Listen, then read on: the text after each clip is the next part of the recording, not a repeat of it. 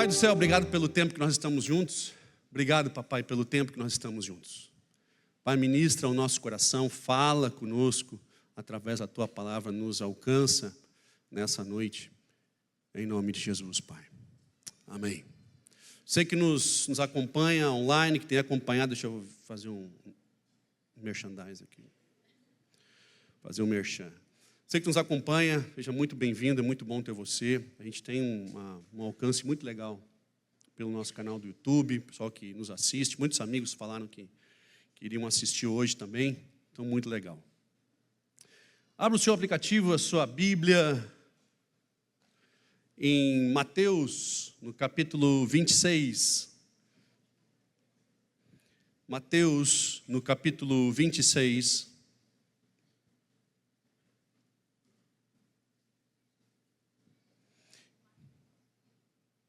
Mateus 26, e lá no fundinho, no fim do capítulo, você vai descer lá, você vai folhear até o verso 69, e nós vamos falar sobre uma história que talvez você conheça muito bem, sobre Pedro e as vezes que Pedro negou a Cristo 3 vezes.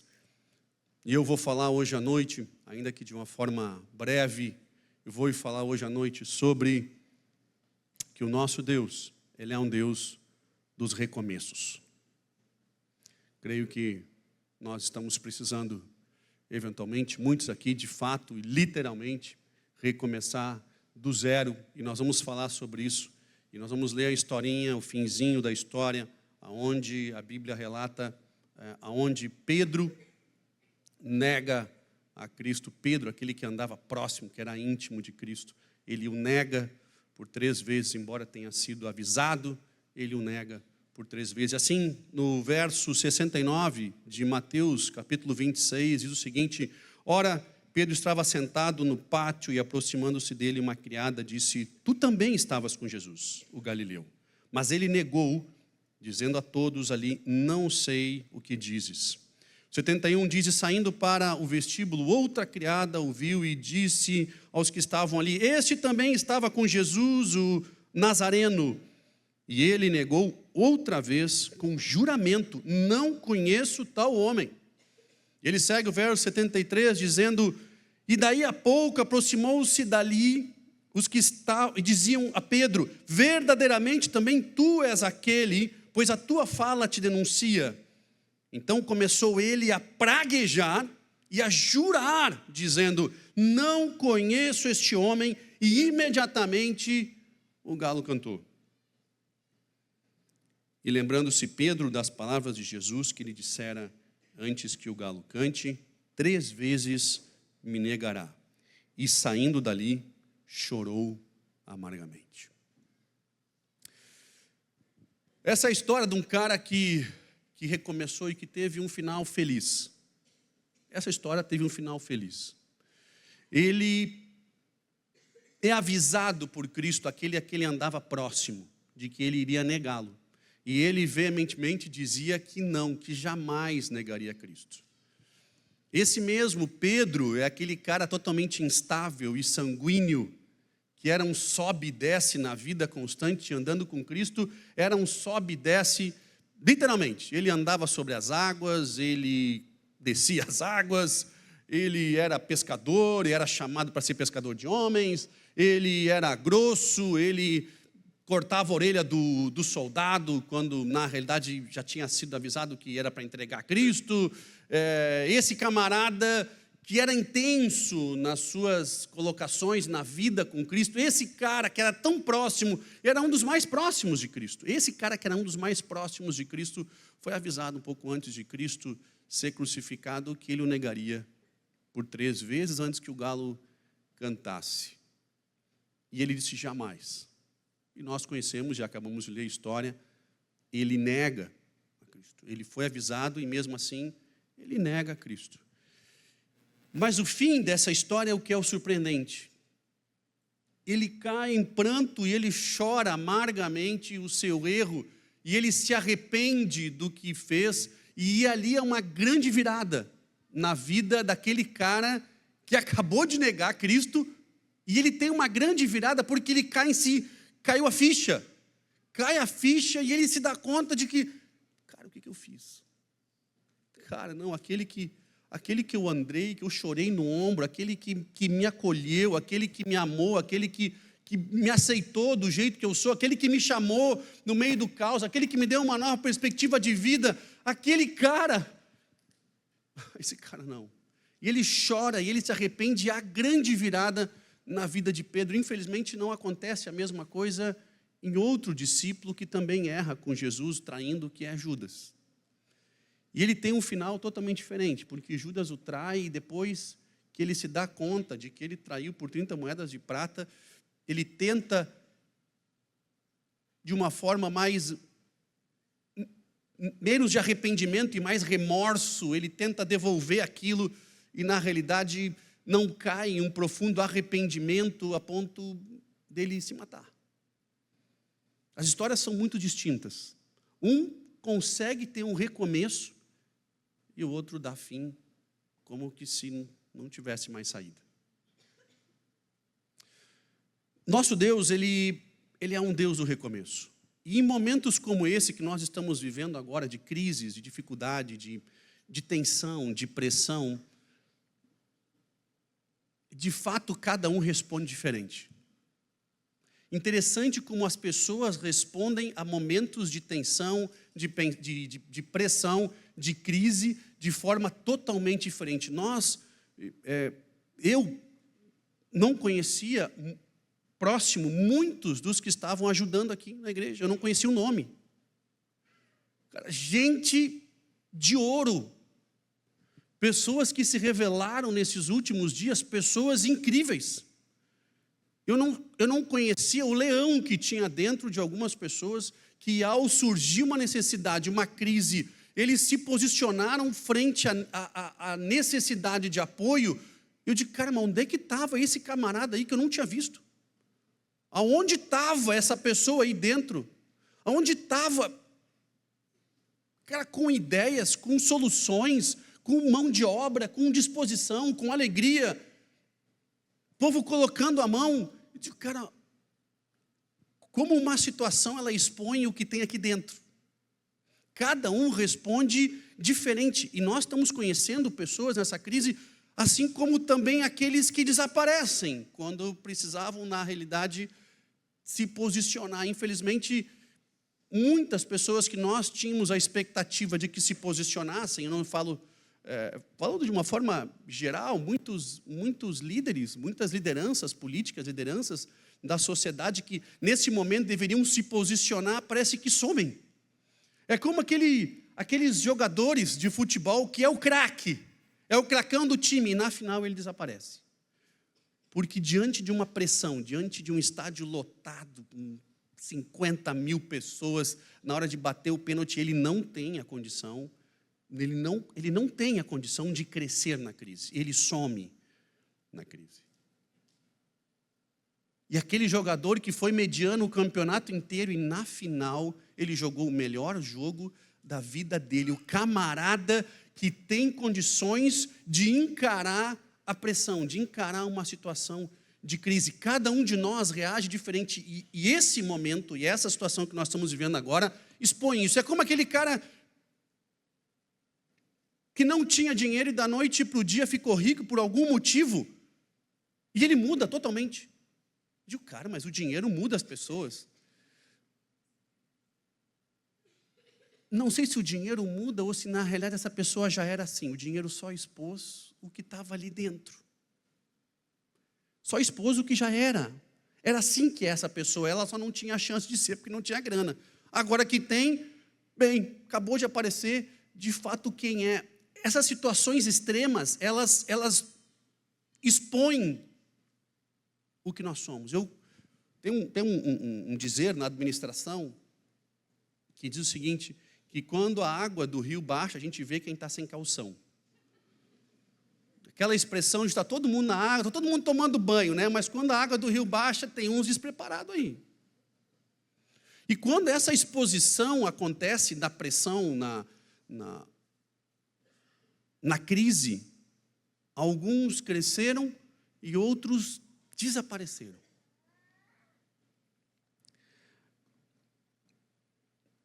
É como aquela frase triste, mas infelizmente é verdade, que na separação nós sabemos quem é o outro. A gente conhece as pessoas mesmo num momento de separação, de um sócio, de uma briga societária, às vezes de um matrimônio. É ruim, mas aquela pressão, aquele problema, parece que ele expõe o que está ali dentro. Eu fico pensando, o que seria dessa situação toda que nós estamos vivendo no sul do Brasil, se não fossem as igrejas e os clubes de serviço? As igrejas imediatamente abriram suas portas para dar o que podiam dar, os clubes de serviço agilizando os seus contatos e tentando, na sua capilaridade de unidades, tentando alcançar, porque uma necessidade deste tamanho, nenhum poder público tinha condição nenhuma de fazer sozinho. Na verdade, tem alguns governantes que ainda estão sentados à mesa discutindo o que pode ser feito nesse momento de enchente. O cara já baixou, já foi embora, os caras limparam, eles estão morando de novo, e alguns estão discutindo o que nós vamos fazer para ajudá-los nesse momento. A igreja está acostumada a lidar com crise. Se você é membro de uma igreja, faz parte de uma igreja, você sabe que a igreja é um braço para atender. E nesse momento é a hora que a igreja tem que se manifestar para dizer, cara, eu estou aqui na sociedade para alcançar o camarada. E nós limpamos e doamos e continuamos fazendo para todo mundo, independente se o cara é de direita, se é de esquerda, independente se o cara é macumbeiro, se é evangélico, independente se o cara é contra ou a favor do evangelho. Essa proteção da vida como uma essência principal, ali estava a igreja para dizer o seguinte, cara, essa é a essência do que nós somos e a essência do que é o evangelho. Tem uma crise que acontece, que é contada no Velho Testamento, de que Caim mata Abel. E nessa discussão entre os dois, para ver qual a sua oferta seria aceita, e uma oferta é aceita no seu modelo de culto, a do outro não é aceita, há uma briga, e Caim mata Abel, e quando Deus confronta Caim, ele não pergunta sobre a sua oferta, ele não pergunta o que aconteceu com a oferta, ele não pergunta se a oferta deveria ter sido diferente, ele não impõe absolutamente nada, ele pergunta, cadê o teu irmão? Era isso que ele queria saber, cara. E parece que nessa hora, inclusive as igrejas se deram conta e deram um passo para trás nessas discussões teológicas, nessas organizações e particularidades e detalhes periféricos, e foram se concentrar no que realmente era importante, que era a tutela da vida, a proteção da vida, que é a essência do que na realidade nós pregamos toda vez no púlpito. E a igreja, ela se manifesta nessa essência, porque toda vez que a gente tem uma crise ou um momento de pressão, a gente ignora o que é pequeno e se concentra só no que é importante. Nesse momento de crise, aquele camarada que tinha um protocolo lá na prefeitura para arrumar uma lâmpada que estava queimada na frente da sua casa, ele não quer mais saber da lâmpada. Tinha um buraco na rua, ele não quer mais saber do buraco. Se tinha uma briga com o vizinho, não lembra mais nem que tem um vizinho. Se tinha um problema na escola que ele queria reclamar, porque veio uma fatura de R$10 a mais, ele não quer saber. O problema de telefonia que ele ligou, o protocolo que ele não foi atendido porque ele contratou um plano de internet. Tudo some. Tudo desaparece. Por quê? Porque você volta para a essência, você volta porque é realmente importante. Interessante que nessa crise a gente começa a ver isso.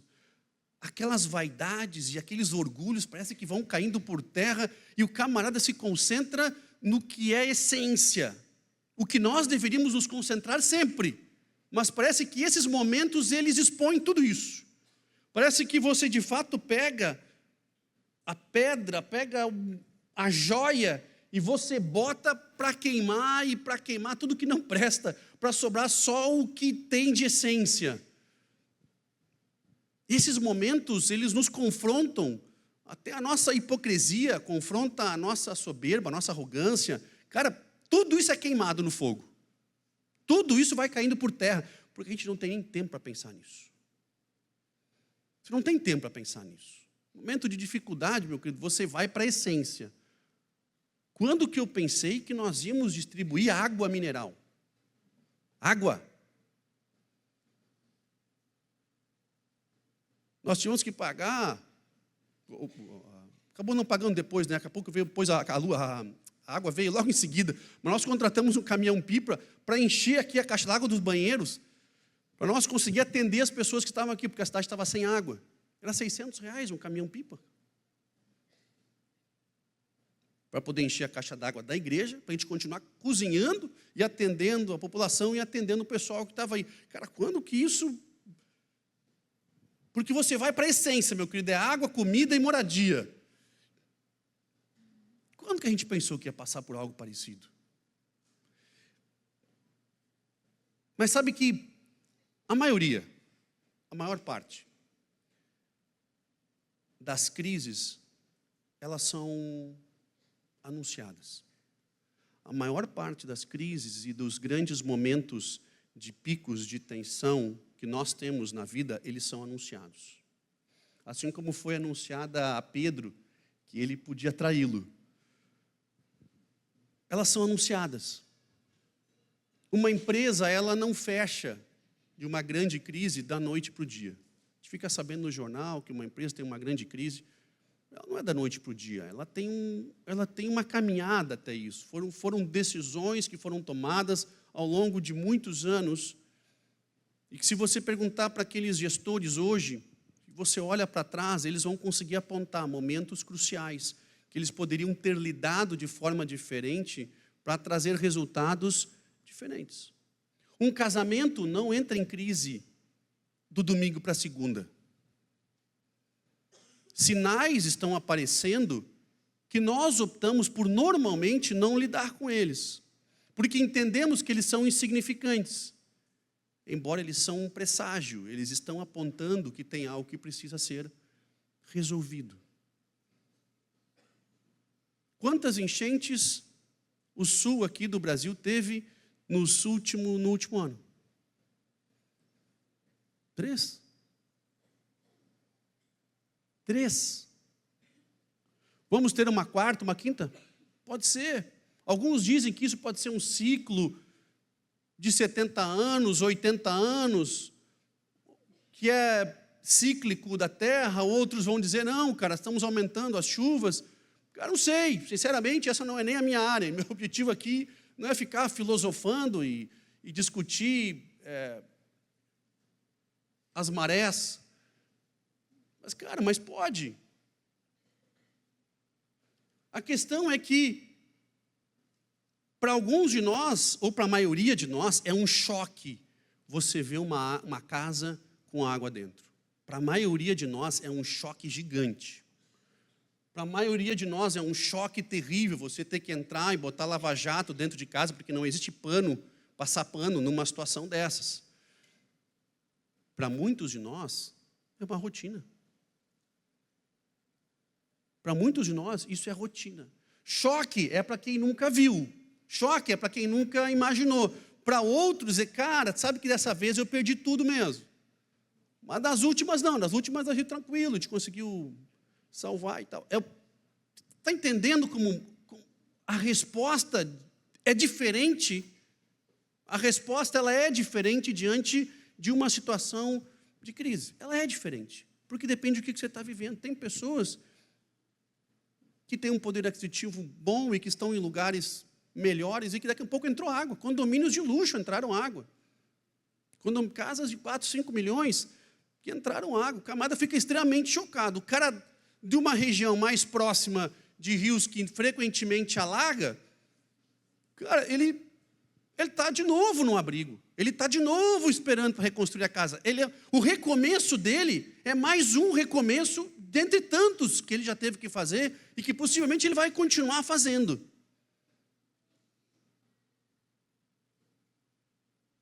E ele tem que recomeçar. E ele aprendeu a recomeçar apesar de todas as dificuldades. Olha que interessante. A gente fica assustado com esses efeitos e tragédias climáticas. Os 3 estados americanos que mais crescem popularmente, ou seja, que mais têm crescimento populacional, ou que há migração de pessoas para lá, ou que há um próprio crescimento orgânico populacional, é Califórnia, nos Estados Unidos, Flórida e Texas. Os 3 estados que são fortemente afetados por tragédias climáticas. Califórnia ou é seca ou é enchente. E quando é seca, é um fogaréu que queima tudo. E a enchente lava tudo. Texas, os tornados. Nas últimas décadas, de 269 tornados, 69 passaram pelo Texas. Flórida começa hoje a temporada dos furacões. Os caras têm temporada. A temporada começa agora e termina no fim de novembro. Eles são tão próximos dos furacões que eles dão nome até para os furacões. Eles dão nome. O Andrew foi bucha.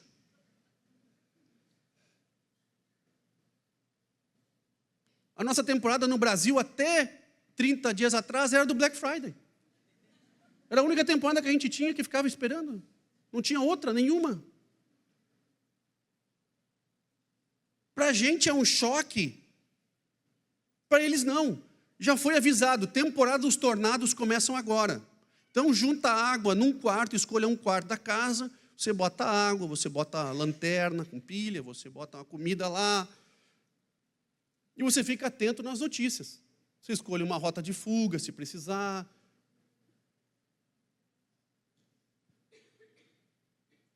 Estranho para nós. Eles todos os anos têm a temporada do furacão. E a Flórida cresce 900 pessoas por dia. Por dia. Os maiores parques de diversão, investimentos multimilionários são feitos ali. Milhares de turistas vão para lá.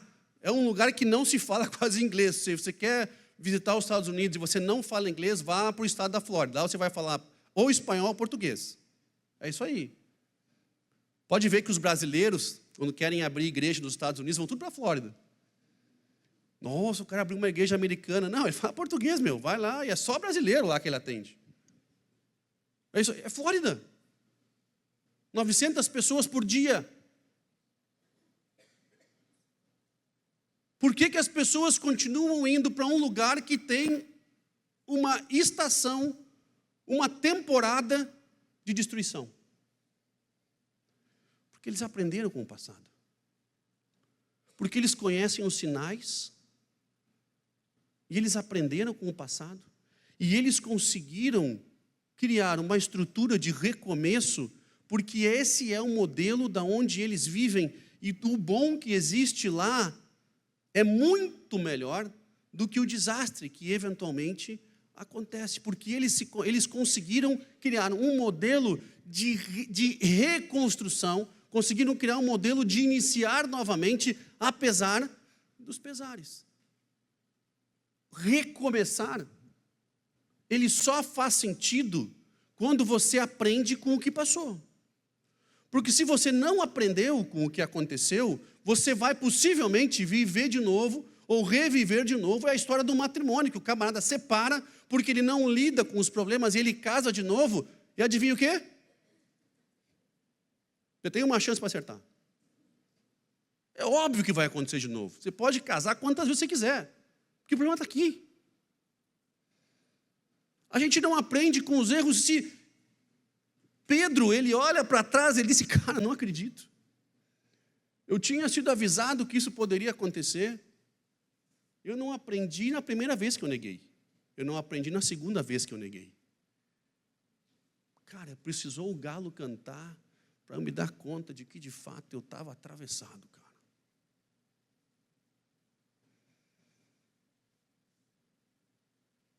Deus, ele é um Deus de recomeços. Ele tem na sua essência o recomeçar, apesar dos pesares. Ele é um Deus do recomeço que nos coloca diante da possibilidade de viver algo muito melhor do que até hoje nós tínhamos vivido, e foi o que aconteceu com Pedro. Olha que loucura, ele vive com Cristo experiências incríveis e ele o nega, e mesmo assim, ele tem a capacidade de aprender com o que ele viveu, e ele virou o Pedro.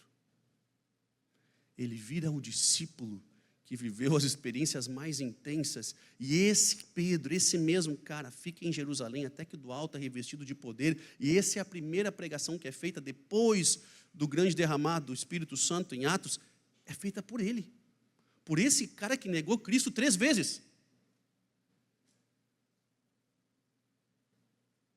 Que baita recomeço, cara. E logo depois que ele se dá conta de que ele precisava aprender e que ele precisava evoluir com tudo o que aconteceu, que ele precisava começar a respeitar os sinais, ele vira Pedro. Porque nós temos uma dificuldade enorme de ver os sinais. Porque nós ignoramos o que tem acontecido na nossa vida. Porque nós não lidamos com as pequenas luzes amarelas do semáforo que vão aparecendo na nossa vida. Quando acende a luz amarela, você já para, cara. Quando acende ela, você trata. É a mesma história de você não disciplinar o seu filho quando algo acontece, porque você acha que ele vai entender sozinho. Eventualmente, ele vai se consertar. Cara, no primeiro sinal de algo errado, você para e trata. É a árvorezinha aquela que vai nascendo, e você vai lá e bota aquele pauzinho do lado e dá aquela amarradinha nela, porque ela começa a tomar um rumo que não, então você vai lá e dá uma endireitada nela e diz, não, cara, que conforme diz a palavra, pau que nasce torto nunca se endireita. Não está na palavra. Num louvor, talvez? Não, também não é louvor, né? Vocês estão rindo porque você sabe que é num pagode, sei lá o que é, né? Não que eu escute essas coisas. Alguém me contou. Que fiasco.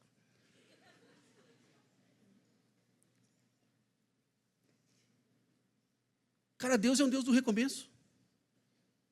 Ele está na sua essência conseguir tirar literalmente da lama, já que esse é um cenário que a gente tem vivido muito.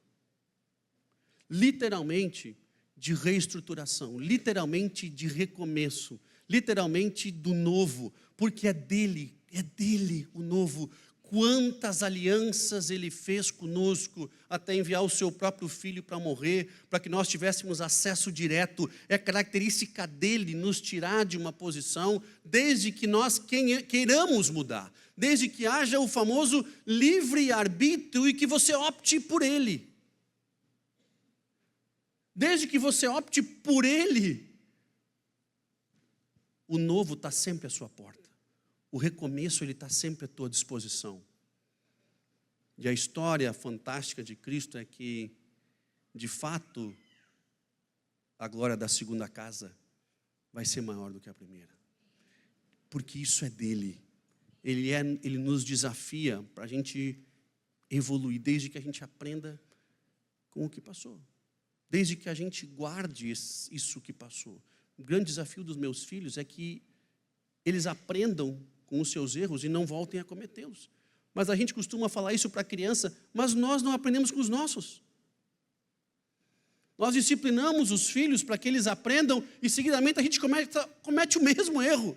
Digo, cara, não acredito que eu não vi o sinal, de novo eu estou nessa, cara.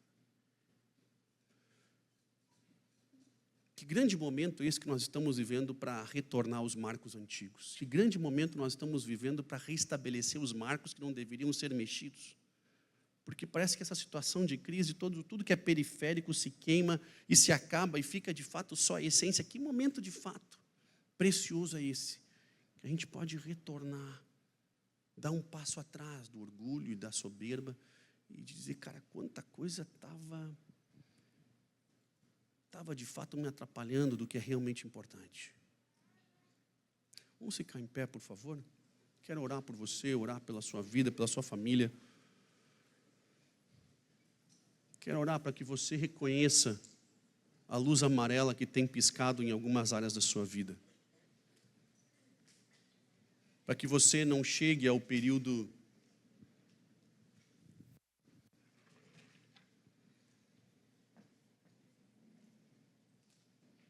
de um dano maior. Nós podemos aprender com aquilo que Deus tem colocado na nossa vida. Nós podemos aprender. Nós podemos parar quando acende a luz amarela. Nós podemos buscar ajuda quando acende a luz amarela.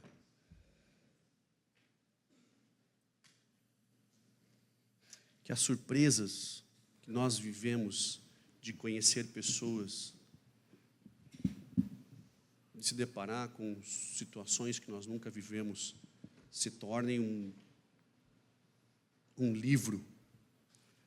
Assim como a Bíblia diz, cara, pega esses ensinamentos, escreve aí na tábua do teu coração para não esquecer, cara, guarda aí.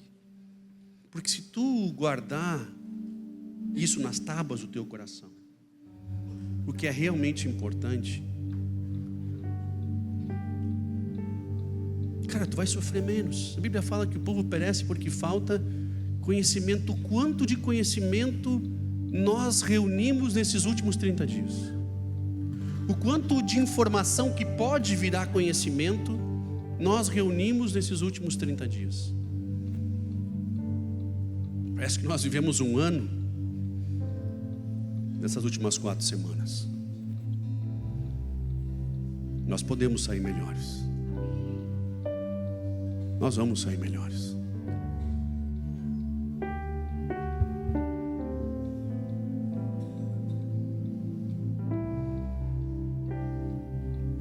Brotou em cada um de nós o melhor e o pior. De cada um de nós. Parece que ficou exposto o que realmente nós somos diante de uma situação de pressão.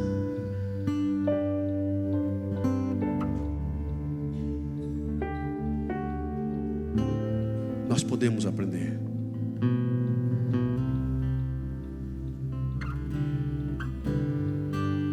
Nós podemos aprender.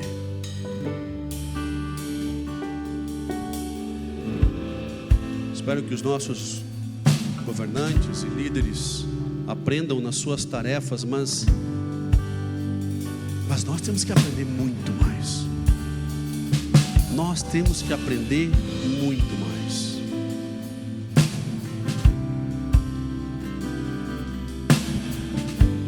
Nós não tratamos os sinais das nossas vidas e criticamos os governantes por não terem visto os sinais na administração pública. Mas na nossa vida nós ignoramos os sinais constantemente. Constantemente. De repente, estamos diante de um problema que a nós era desconfortável tratar quando era pequeno, mas agora é um turbilhão de problemas que ficou muito maior.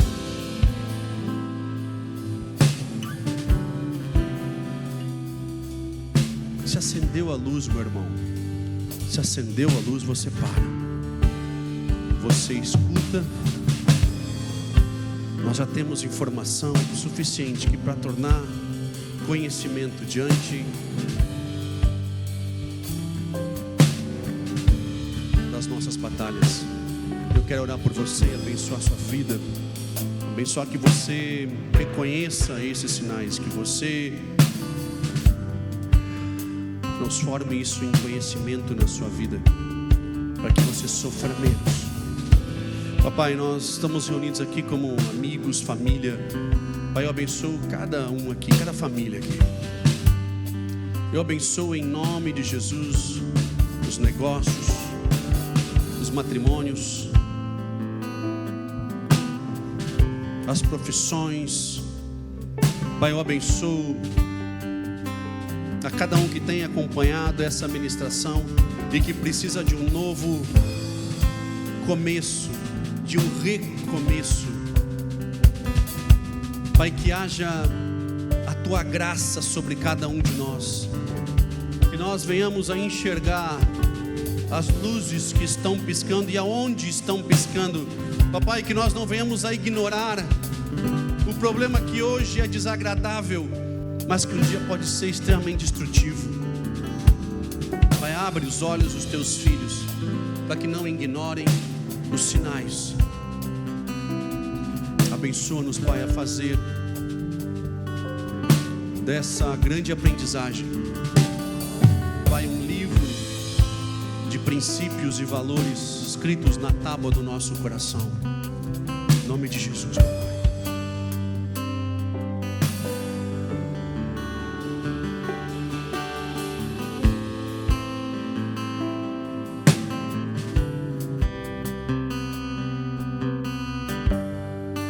Quando a música esmorece, o resto desaparece. Simplesmente a ti me achego, ansiando oferecer algo de valor.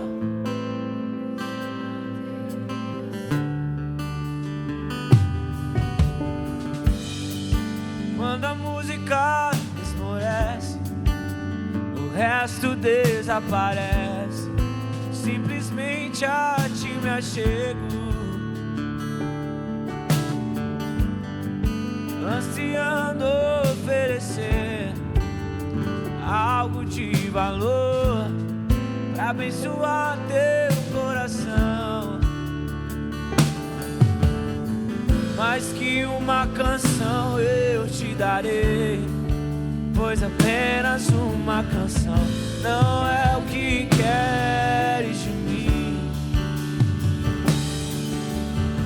Mais profundo busco ao Senhor do que os olhos podem ver.